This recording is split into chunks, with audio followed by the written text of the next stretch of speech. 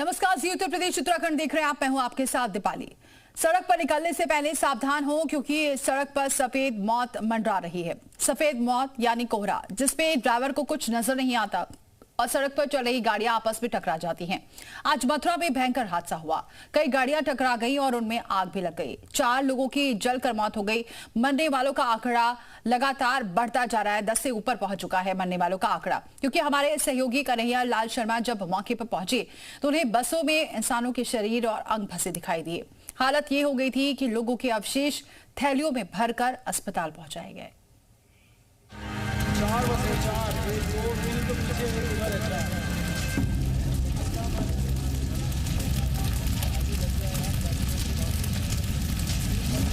कोहरे से मचा कोहराम, हाईवे पर हादसे आम।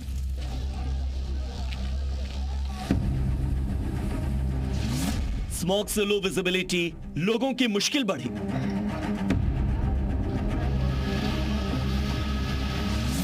सड़क पर सफेद मौत से सावधान।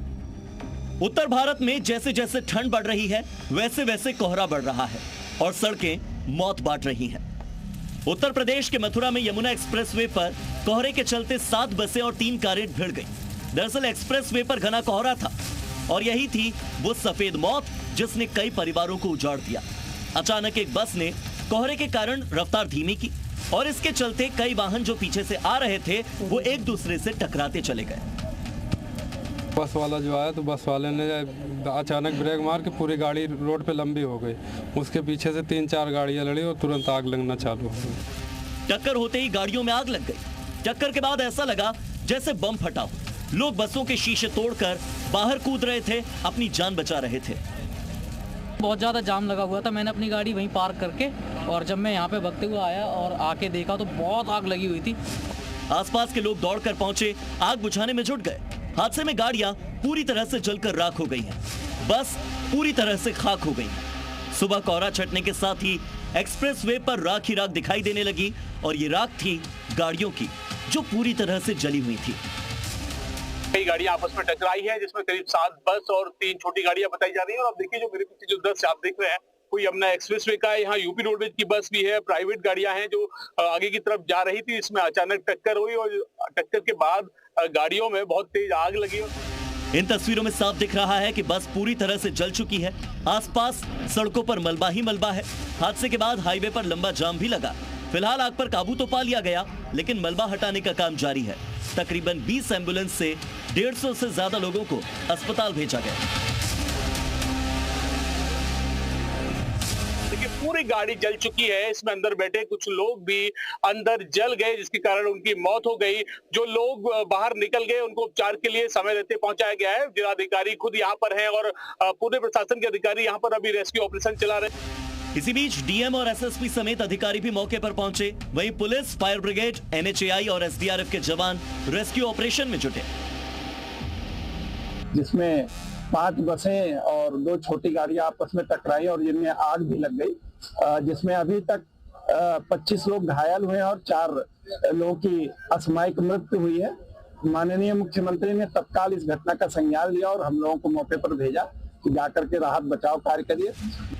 एक्सप्रेसवे पर 6 घंटे के बाद रेस्क्यू ऑपरेशन पूरा हो चुका है। हाईवे से मलबा हटाने का काम जारी है।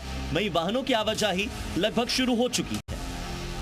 यहाँ सूचना प्राप्त होने पर तत्काल हमारी टीमें फायर सर्विस की, पुलिस की और लोकल एडमिनिस्ट्रेशन की सभी यहाँ पे उपस्थित हुई।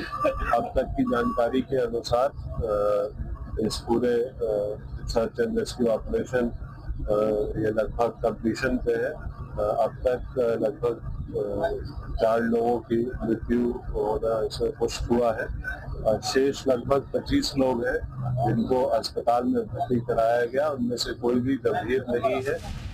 इसी बीच मुख्यमंत्री योगी आदित्यनाथ ने इस हादसे पर दुख जताया।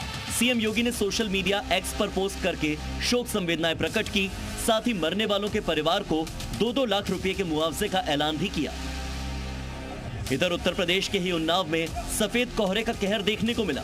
कोहरे के चलते कार हादसे का शिकार हुई और गाड़ी में टक्कर मारने के बाद फॉर्च्यूनर कार डिवाइडर में फंस गई। इस दर्दनाक हादसे में भी 4 लोगों की मौत हो गई। कोहरे की वजह से बरगदवा के पास ट्रक और बस की आमने सामने से भिड़ंत हुई और इसमें भी 4 लोगों की मौत हो गई, जबकि 12 से ज्यादा लोग गंभीर रूप से घायल हुए।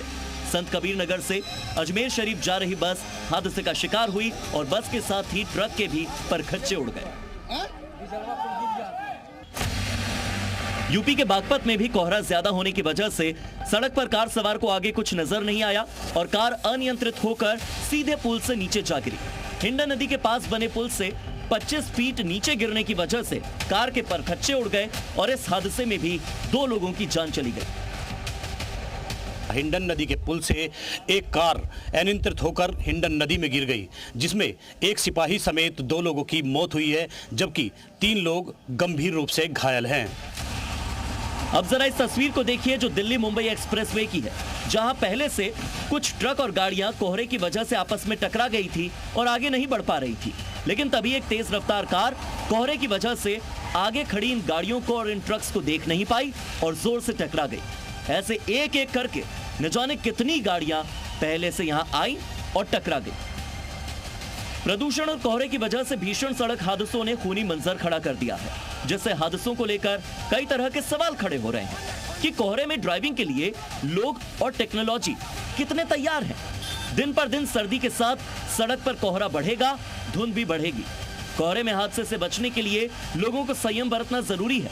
आगे निकलने की चाह में स्पीड तेज होती है और यही गलती हादसों को जन्म देती है, क्योंकि अगर दिखाई कम दे रहा है तो स्पीड काबू में रहनी चाहिए।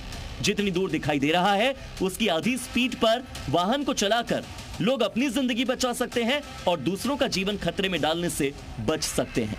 ब्यूरो रिपोर्ट, जी मीडिया।